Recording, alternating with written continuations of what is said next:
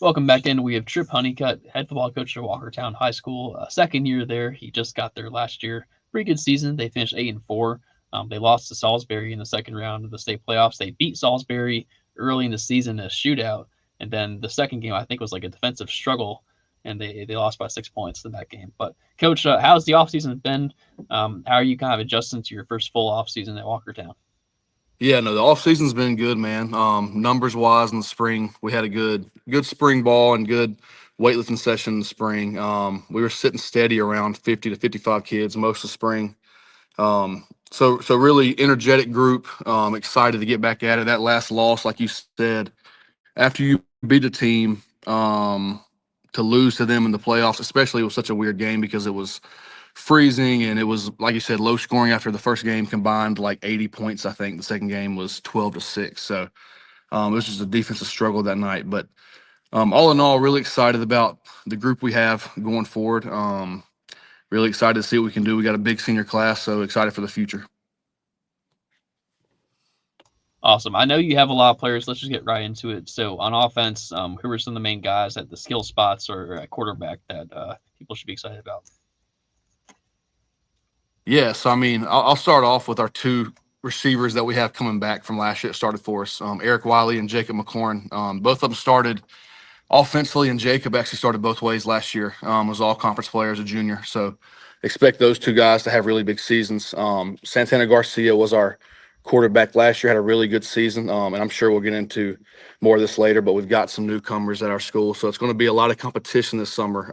And that's kind of one thing that I'm excited about the most is having guys compete with other guys and make it to where every day is a competition and a battle at different positions. And I think that's going to make us better in the long run. Well, let's just get into that quarterback spot. Who's up for that job and what's that competition like? Is that 3 deep, 4 deep? What are we looking at?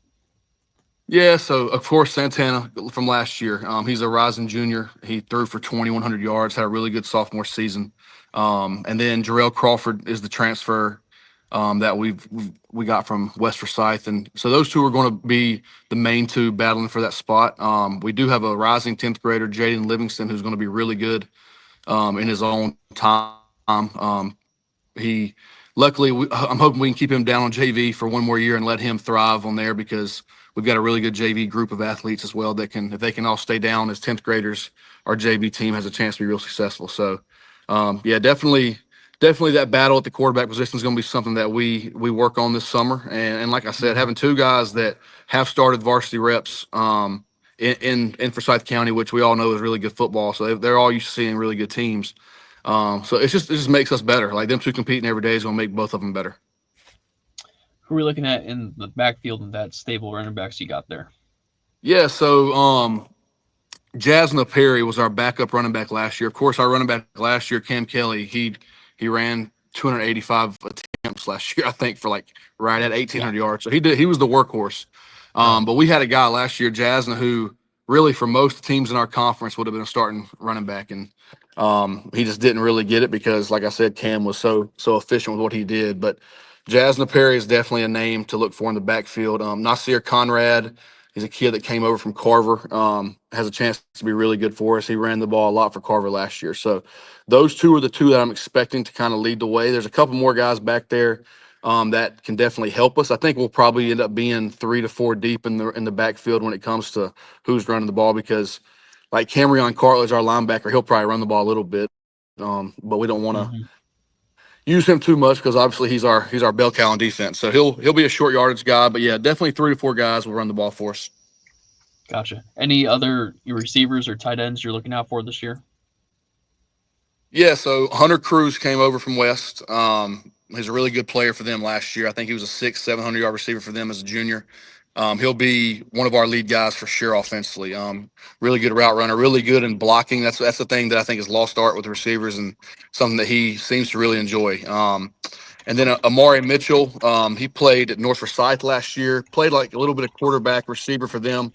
Expect him to step into the slot for us offensively and do a lot of the things that Mitron Curry and TJ Kroom did for us last year. So excited for them too, and look to really have a good rotation at receiver. I think it's the first year that they've had here in a while where we're going to have 6 or 7 guys that can go out there and get the job done. So look forward to that. obviously, we have all these good sounding skill position players, but it all, it doesn't matter unless the offensive line is pretty good. So kind of go through those guys. Yep. How many we got back from last year, and who are some of the new faces there?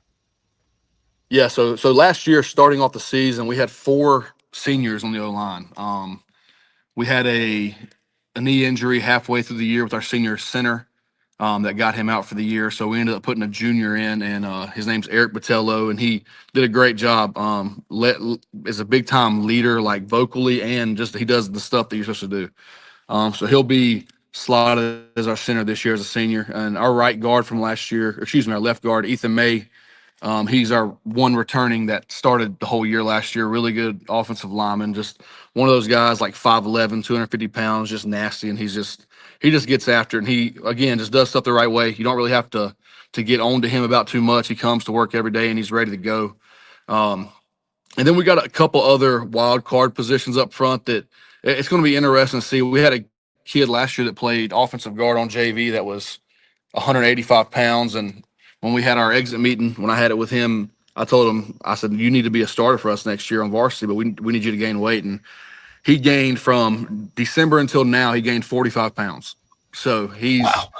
he's done a lot, and he is a workhorse in the weight room. And Rafael Soto is his name. So he's going to help us a lot up front. And then another kid, Blake Woods, he's 6'6", 328 pounds as of yesterday. So he's like that project kid that like he's going to be a senior, and if we can get him to where he needs to be, and he's on the right path right now. He's came a long way since last fall. If we can get him to where he needs to be, I feel real good about what we can do up front. And like you said, we're going to have skill players that can get us out of trouble at points. But when you have those line that you can just hand the ball off and get those yards when you need to, that's very important. So look forward to seeing what our O-line does. I mean, Coach Tatum, he is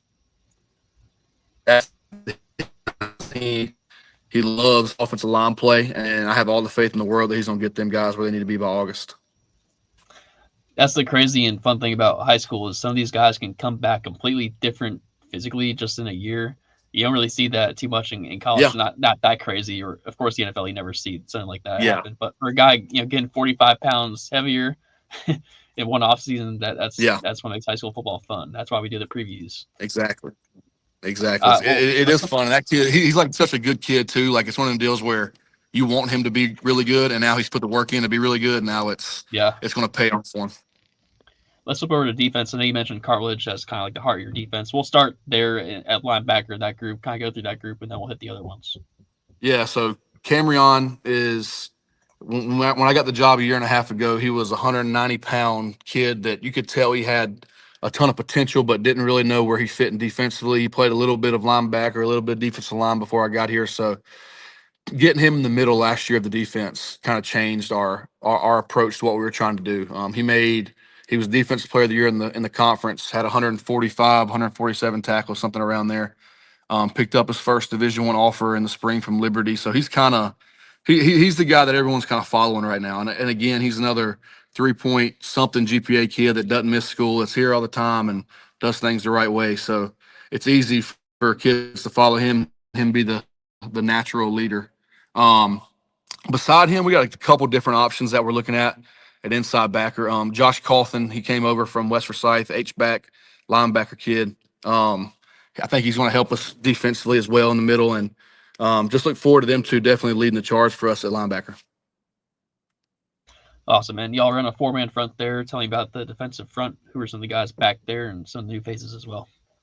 Yeah, so Zach Smith, that's a name that's going to jump off the page to a lot of people. He played linebacker for us last year on JV, but another one of the kids. He's about 6'3", and last year he was around 175 playing linebacker on JV, and now he's about 195. So another kid that put in a lot of work in the offseason because we knew we wanted him to move to the front to play defensive end.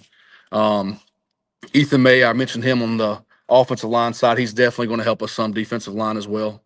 He just has that tenacity and that aggression to help us inside. And a couple other guys that we're looking at right now. Like I said, it's still early, and we've got guys we're trying to fit in spots, and we may shift to a little bit more 3-down, 4-down mix. So I'm just trying to get the best 11 on the field.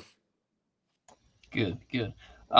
Tell me about the guys on defensive backfield. You're going to be facing some teams that are pretty good at throwing the ball with some good weapons. So who are those guys on the back end? Yeah, so I mean, I think our defensive backs similar to like our wide receivers and offense, that's probably the position that we're the deepest at.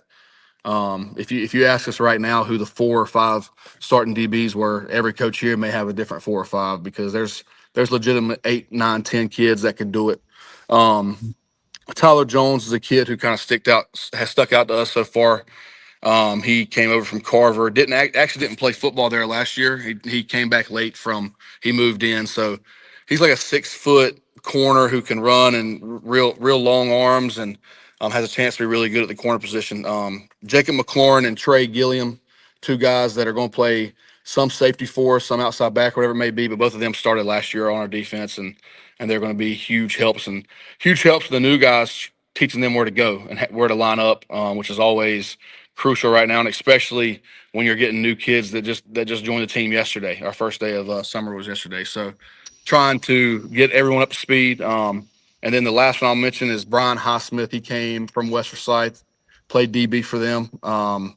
I think he's a 6'1", 185-pound outside backer, strong safety, and who runs in the 4.4. So he's going to be a really good piece for us back there in the back end. Yeah, 4.4s would be helpful.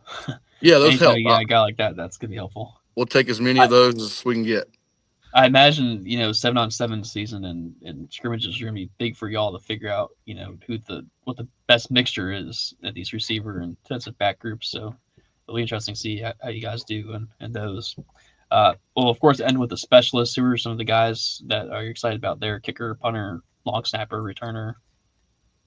Yeah, so we actually returned our kicker and our punter from last year. I mentioned them earlier. Our center that came in halfway through the year last year, Eric Botello, was our punter. Did a really good job for us last year, and he will punt again this year.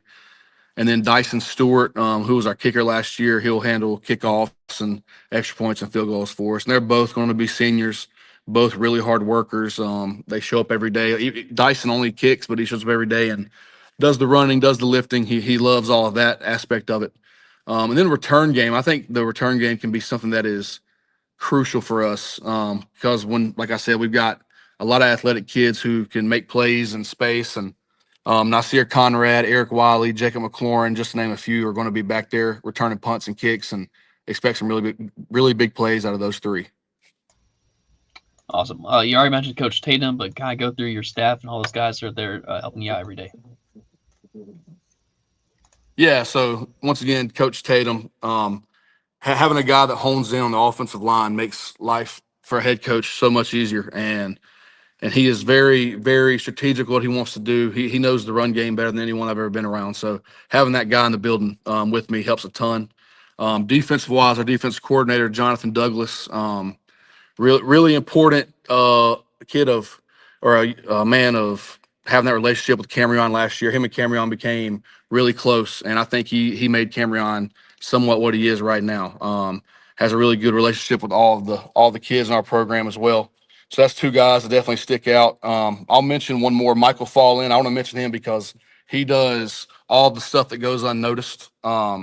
He's our wide receiver coach, but he'll also do anything that we need him to do. And having a guy like that, he's a young guy and just now getting into coaching. I think he's going in his 3rd year. So having guys like that are willing to do the stuff that not all the coaches want to do, to be honest with you, he'll do it. And like I said, he's also the receiver coach, and we had a receiver go for 1,400 yards last year, and I expect us to have a couple guys go for some big years this year. So he does a great job with them as well.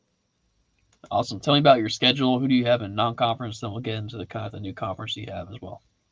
Yeah, so our non-conference, we start with Atkins. We go Atkins, Parkland, West Rowan, and East Surrey. So a really good mix of styles. We go Atkins away, and then we host Parkland here. And I think both those games, being in the city, those are natural big games because there's a little bit of bragging rights in Winston when teams play each other. And then West Rowan and East Surrey were 2 that kind of popped off to me when we were scheduling that. I wanted 2 teams similar to those guys, like really good legacy of football. Going to be a great environment. We're playing at West Rowan. That'll be a great environment. And then East Surrey comes here. So wanted to get in those playoff type games early in the season, just so we kind of know where we are. And I think our non-conference will definitely get us ready for our conference play. Awesome. And then conference a little bit different this year. So this year it's the Mid-State 3A, 4A, 5A. So Bartlett, Yancey, McMichael, yourself, Carver, Moorhead, Regional, then Rockingham County is in the conference as well. What are you kind of expecting out of this league? Yeah, I mean, and I think we talked about this last year, but until someone beats Reedsville in the conference, that's the team to beat in the conference. And so when we look at our team, we have to match ourselves up with finding the way to beat those guys. And that's something that we're not going to hide from, that we're not going to try to shy away from. That's what we want to do. We want to win the conference. So for us to do that, we have to take over what they've been able to do for so long. Now at the same time, Rockingham is going to be the biggest enrollment school in our conference, and Doug Robertson, their head coach there, does a great job, and I expect them to be super competitive, and they're going to work their tail off all summer and get stronger and get faster and get bigger. So I expect them to really surprise some people in the conference, to be honest. And the same thing with Moorhead, with them getting McCants back in that county. I think he's going to do some really good things for them as well. So I expect the conference to be a lot deeper than people are expecting at this moment. Most people you talk to, they're kind of, well, you got these three teams, but I expect it to be week in and week out where you got to show up and play hard to be able to compete and win football games. Yeah, this is one where I'm honestly just not quite sure what the order is even going to look like. It's going to be very up in the air, this league, so it's going to be exciting to see how it shakes out. Yeah. Well, Coach, I appreciate you coming on today and spend your time to talk to me about your team, your players, and the coaches with you. Best of luck here rest of the off season, and of course, best of luck your next season here. Yes, sir, man. I appreciate you so much.